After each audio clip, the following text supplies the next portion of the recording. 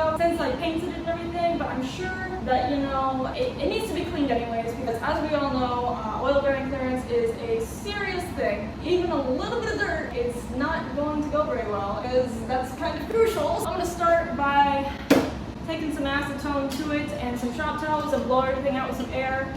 Okay, so start off, I cleaned off everything with acetone. The motor is completely clean. All the bearing surfaces are free of debris. So if you can see down in here, I have little cutouts right there, the little oil squirter nozzles. We're gonna get these in there first because it's gonna be really difficult to get in there with the crankshaft in there. So that's great. I'm gonna pick that up and then I'm gonna torque it down. And they go for 80-inch pounds. Set my wonderful torque wrench to 80-inch pounds. And we're gonna torque them all down and we will move on. Alright, so as you can see, I've got them all hand threaded in there. So I'm just gonna take my torque wrench, you know.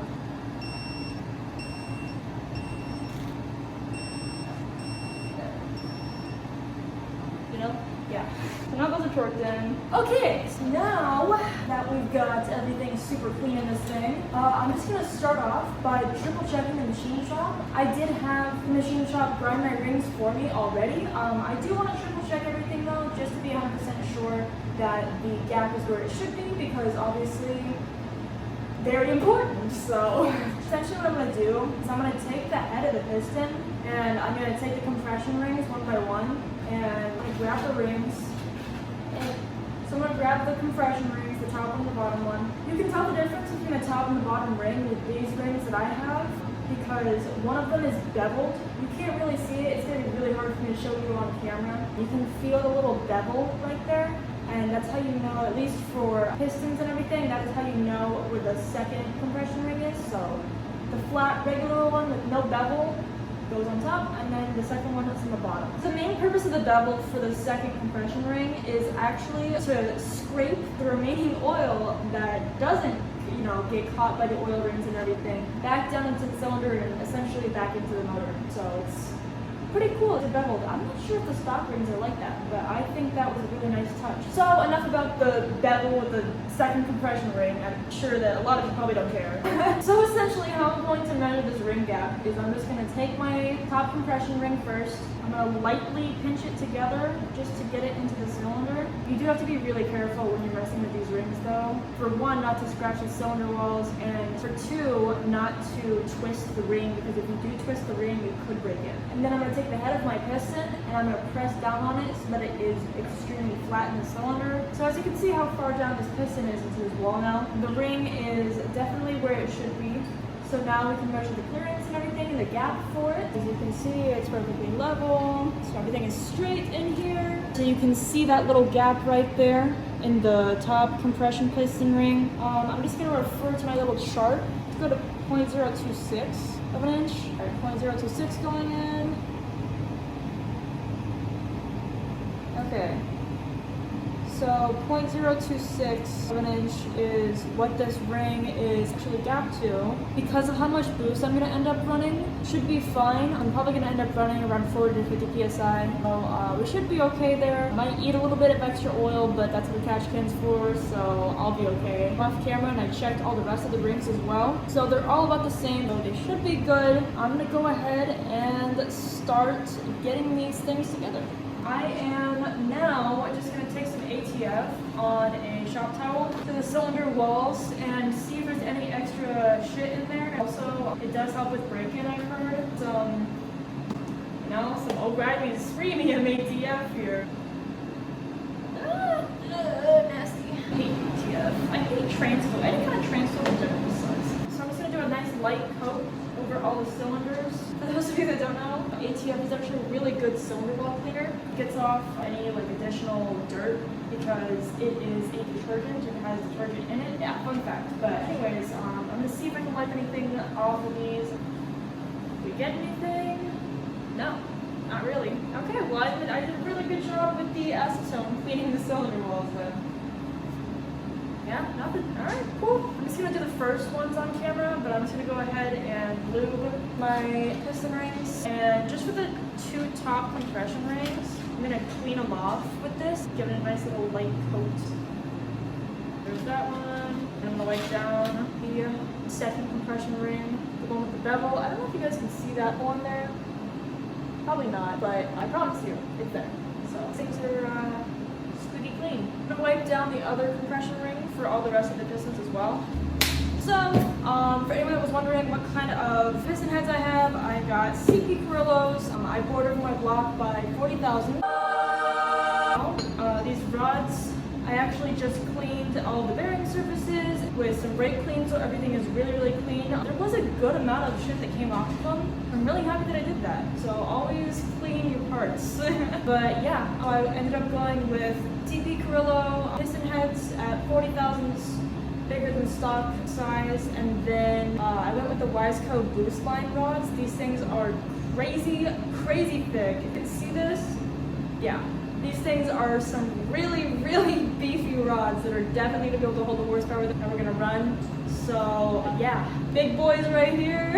So on the Wiseco website, I'm pretty sure that these Boostline rods were good for 1,500 horsepower. And so these rods are not snapping anytime soon. Reliability! But anyways, yeah. So Wiseco Boostline rods, the CP Carillo flat top heads as well. So here's the piston heads themselves. So if you're wondering what that little arrow that I drew on there was, I drew this arrow on here because, as you can see, the intake cutouts here for the valves are much larger than the exhaust ones, which means that this is the top of the piston, and the piston is supposed to be facing the oil pump and all of our accessories and everything right there. So that is why I put the arrow on there. They are directional. That is the way they go. Don't fuck it up. So I cleaned the piston heads and all underneath, and I used brake clean on all of the rods and all the spaces and everything. So everything is super, super clean right now. So I'm gonna just go ahead and start building these pistons. So I'm not gonna do it right now because I have to grease everything, but I am gonna show you what I'm gonna do. So I'm gonna end up holding the piston like this with the intake valves on top, the exhaust at the bottom, and that arrow facing towards where our crank pulley is gonna be. And I'm just gonna put the rod into the piston just like that. Our wrist pin, I'm going to grease this up really, really well with a whole bunch of assembly lube, and then just put it right on through that hole from the left side of the top of the piston head, going all the way through like that. And it's going to go on like that. I'm not going to put this clip on first, I'm going to put this clip on first. So you can see that little gap right there. But there is a little gap right there that is for holding the C-clip in. So I'm gonna lube the C-clips, I'm gonna lube the wrist pins, put the right one in first, and then go for the left one on all of the pistons, and then I will come back to you guys. 3 hours later. So, this is really depressing. I really hate to say it, but I have finally been defeated. I've never had something more difficult my entire experience with everything here. So, I've been sitting here in this very fucking spot on my garage floor, like this, for over 3 hours. 3 fucking hours! 3 hours! 3 hours! I'm talking 12 divided by 4. 3. I'm talking 7 minus fucking 4. I just, like, literally over 3 hours. Literally over 3. Trace fucking hours! Trace, bitch, like, so fucking long. Yeah, I've been trying to put the wrist pins in for over 3 fucking hours now. Probably 4. So, let me just show you all the tools I've been using. Pliers. More pliers. Angled hose clamp pliers. Little pliers. Pocket screwdriver. Pick. Pocket flathead screwdriver 2. These things. 2 fucking sockets. And a hammer. Dead blow. Same fucking thing. Just like you to take a little guess. Take a little guess. Just a little assumption, why not? Take a guess. How many wrist pins do you think that Rina has gotten into the piston heads? Just take a guess. I'll just let it. You done? You got your guess? Yep? Alright. Well, the answer is fucking 1! 1! 1 fucking clip. Look. No. Oh. What? Oh no! Ow! Bitch! 1 fucking clip! 1 single wrist clip! I just want to die. You know? I just want to die at this point. I've cut my fucking fingers up. Cool. I have little bitch fingers. Again, with the little bitch fingers. They seem to always help out so much with literally anything that has to do with being a fucking clip. All you beefy finger ass men doing it on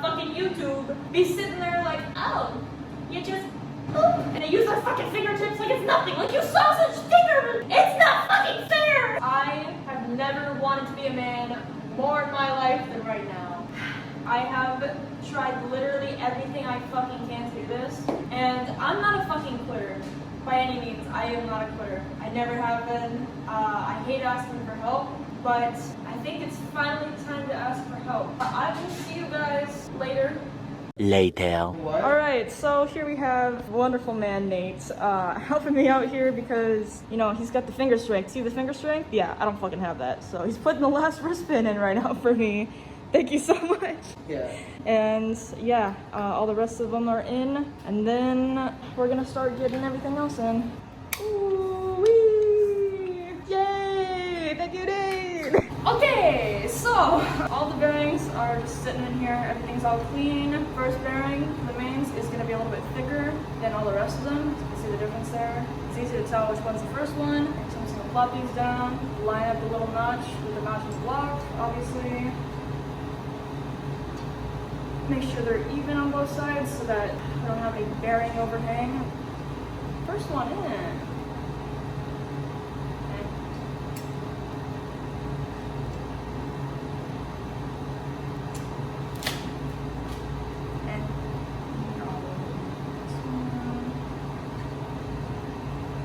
And last one. Just gonna triple check that all of them are seated. Okay. These are all clicked in. Just gonna triple check that the journals and everything on the crank are clean, then we'll drop the crank in. So I took some acetone to all the journals and all the weights and everything on the crank. Gonna take some nice assembly lube, rub it in on all the bearings. Did a nice little massage. Generous with the lube. This side, around, and last one. My associate Nathan is going to go help put it in because, again, weak as fuck. So, drop this bitch round in. So,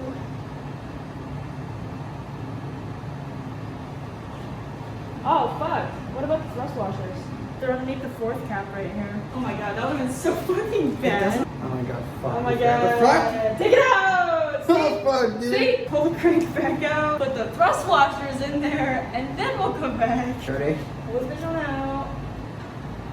And thrust washers. The ones that go in here are gonna be these ones. These are the top bearings. These are the bottom ones that go on after. We're gonna take these, we're gonna lube both sides of them. Make sure that the oil groove. Ah! It's fine. You didn't see that? So, on the top thrust bearings, see that little groove right there? That's for oil. And Toyota, according to their manual shit, these little grooves should be facing outwards when you install them. And lube both sides. After we get the crank in, I'm also going to triple check it just to make sure that they're still in there because I have seen people do it where they move. We get the lube. Oil groove facing outwards. They're the same on both sides. Yeah, you can mess it up if you don't put them in. Whoa, oh, dripping. Nice and sticky. No, okay. Yeah. Okay, all nice and lubricated. Oil groove's facing out. Stick them right on in there. Like that. God, I'm gonna wipe my hands off. This is why I usually wear black jeans so I can just wipe the shit all over them and then no one can ever see it. But now we're going to put the crank in. Yeah. Yeah. Round two. Real nice and slow. There we go. Yeah. Wee. Yeah. Wee. Let's go. Sick. I'm gonna clean off the top of the main caps, put the bearings in, and I'll come back to you guys. So, I just finished doing all this. Measuring all the main cap bolts because I am reusing them. I wanted to make sure that they were in spec. So here you got all of my bolt measurements. The spec is 9.7 millimeters and all of them passed. So now that I measured the bolts and everything and I know everything's good and everything's really clean, I'm gonna go ahead and start getting the bearings in these caps. Go ahead and take this bearing, line it up with the notch again, make sure that the surface is super clean behind it. Pop that bad boy right on in. All right, I'm just gonna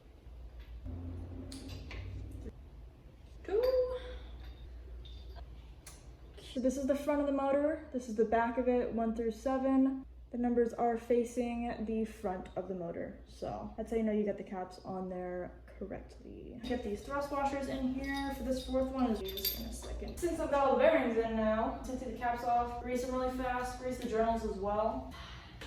assembly lube. Alright, so I'm just dousing these fucking bearings. And then I'm also gonna grease these journals and the crank as well. Going down. Goodbye, back to the lobby. Now I'm just gonna repeat that process for the rest of the 6 of them. Alright, go with me out.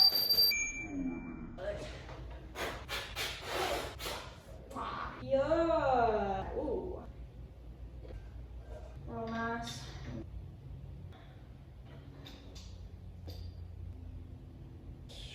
Thread. And last one. The big boy. Alright. Okay. I'm gonna come back to this 4th one now.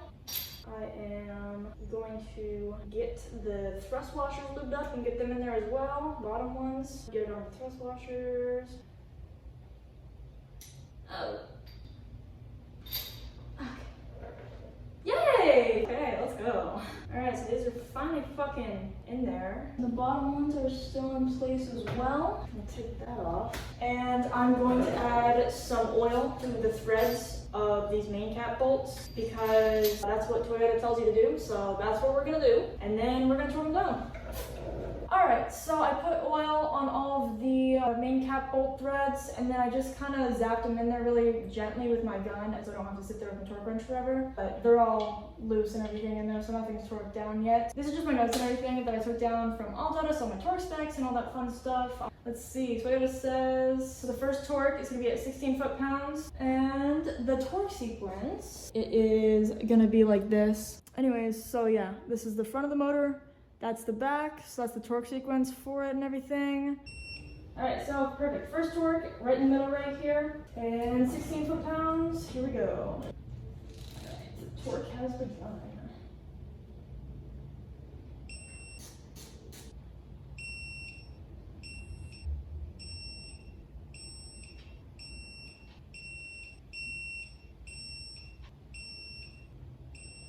And 12. Alright, so I just realized that the video cut out and you guys didn't get to see me torque it. So all I did on the second pass that you guys missed out on was I did torque it to 33 foot-pounds. I did it again in the same sequence. And so now all I have to do is I'm going to set my torque wrench so I can actually go to angle zeroing. As you can see, I can change the angle on it.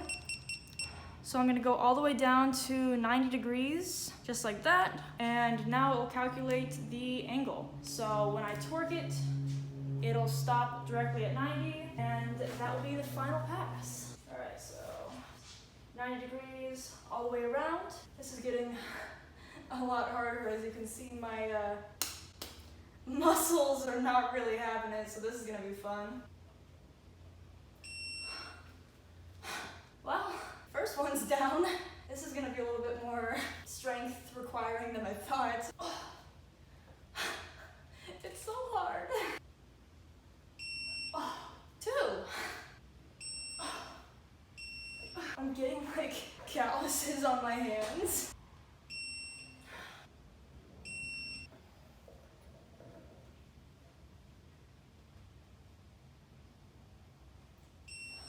I'm using my entire body to torque these things down. You see that? You like that? I'm getting a little pump from it, yeah. Yeah, you see the pump. I know you see the pump. Put the pump cover back on.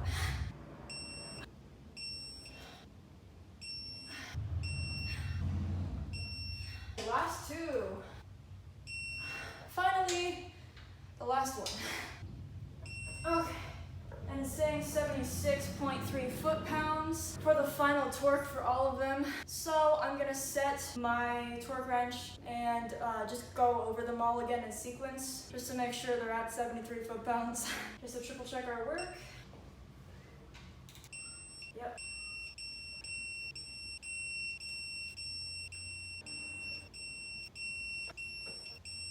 Okay, perfect. We are at 73 foot-pounds for all of them. Now I have calluses on my hands and a huge pump.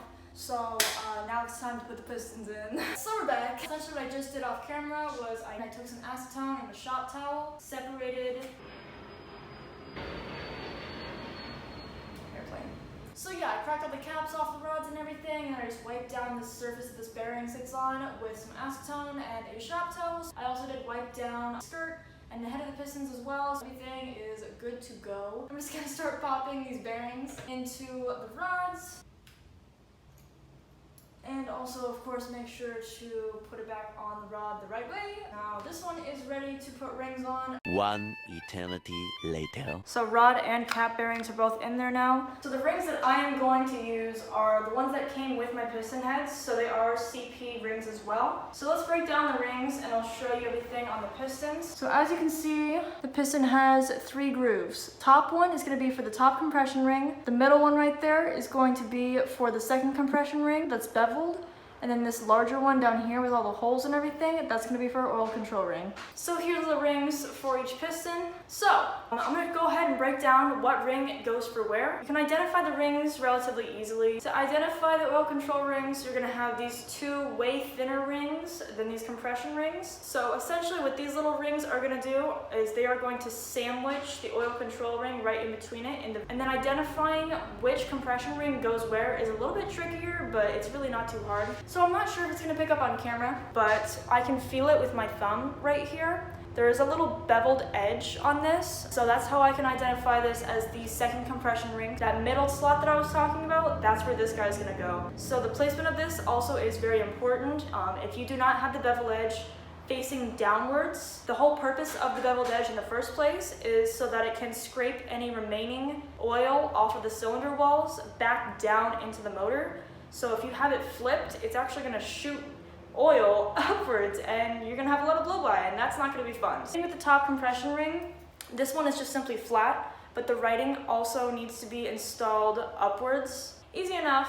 The rings are pretty basic for this piston, so it's not too hard. So both of these thick compression rings, I am going to be using a piston ring expander tool just because these are brittle rings and they do not want to be twisted, and if you twist them, you have a chance of breaking them. I'm going to start by going in at the very bottom groove. I'm going to work my way up with the rings. I'm going to take these 3 oil control rings, grab our piston, and I'm just going to twist on the jagged oil control ring first, and then I will sandwich it with the other 2 little rings afterwards. I'm just twisting it just a little bit, trying not to stretch it too much, and get that down there. And then I'm going to take 1 ring of each of these and just sandwich it in there. So just taking it, twisting it on, boom, just like that. Okay, perfect. So now you can see the oil control ring is just sandwiched in there, and the top and bottom rings are holding it in. And then I'm going to grab the beveled second compression ring. I'm going to grab my piston ring expander tool.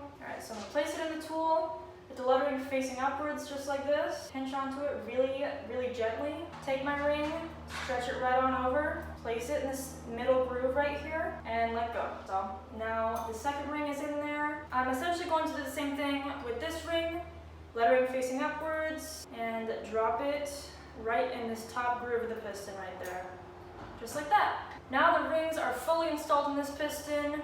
I'm going to go ahead and do the same thing that I just showed you guys with all the rest of the pistons, and I will come back on here and we'll start putting them in.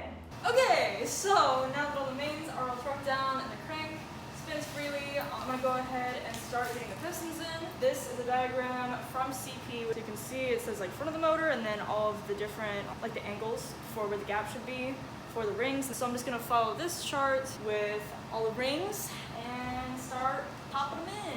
I made sure that the bearing was all lubricated and everything, took the cap off of it, set it right down there. The orientation of the piston does matter, so I already marked the pistons with a front-facing arrow for the front of the motor. So I'm just going to go ahead and take this, be really gentle to not, touch the cylinder walls with it if possible. Alright, I'm just going to drop this piston down in here, try to get this tool to cooperate with me.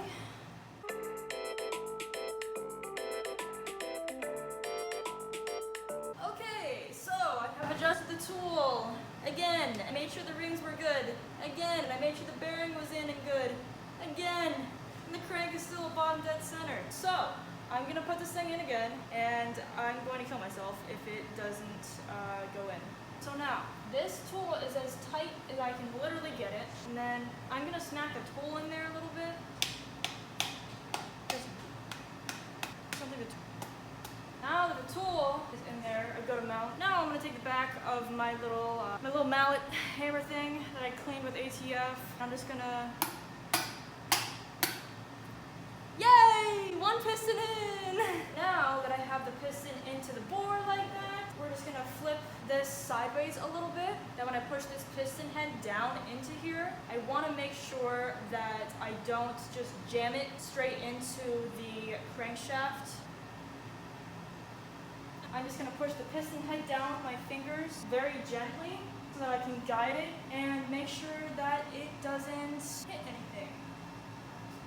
Oh, I'm also gonna loop this up while I'm down here as well, this crankshaft journal. Loop it up really well. Okay, so now you can see how I have the piston in like that. That's the rod right there, and here's our crankshaft journal.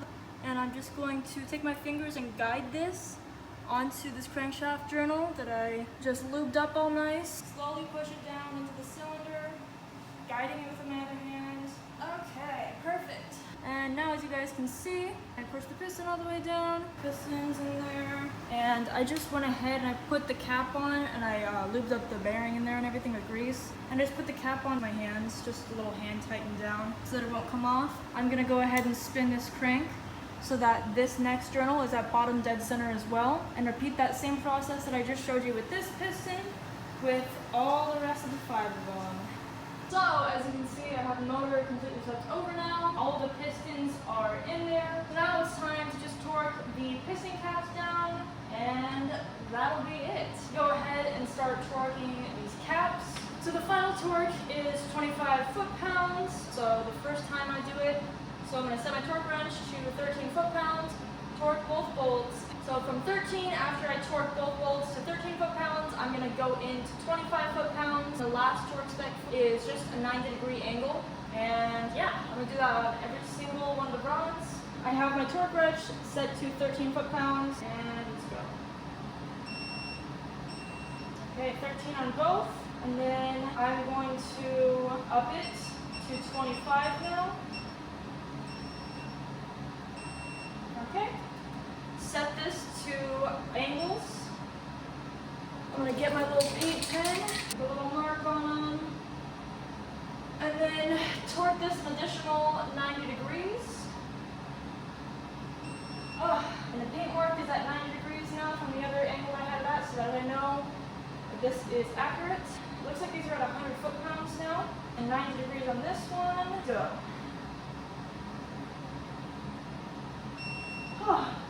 So I'm going to go ahead, spin this crankshaft, and do the same process that I just did with this rod with the rest of the 5 rods.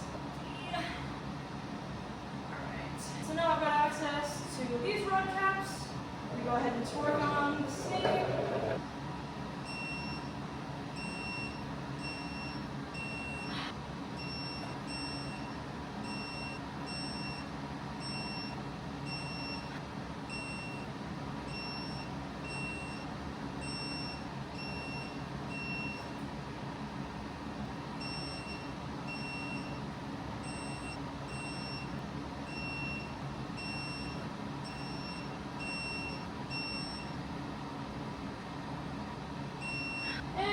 Last 90 degrees.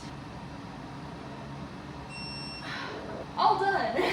Here is everything all torqued down. Let's go ahead and see if the crank spins freely one last time. I'm gonna flip this motor over. All right, you can see all the pistons and everything in there, and all nice and clean. I went ahead and I clamped some locking pliers with a towel over it to the end of this because I'm not very strong. All right, let's see if anything binds. Yay! Turning it clockwise, of course. Never turn a motor counterclockwise, by the way, for anyone that doesn't know that. Always spin it clockwise because that's how it's meant to be spun. But yeah, everything is fully together and nothing is binding. So that is super, super exciting. I just want to do this for like hours. Woo! Everything's all together. Woo! Now that we can see that everything spins perfectly, that is the end of today's video. Thanks for sticking around and watching me put together the bottom of the block, and I will see you guys in the next one.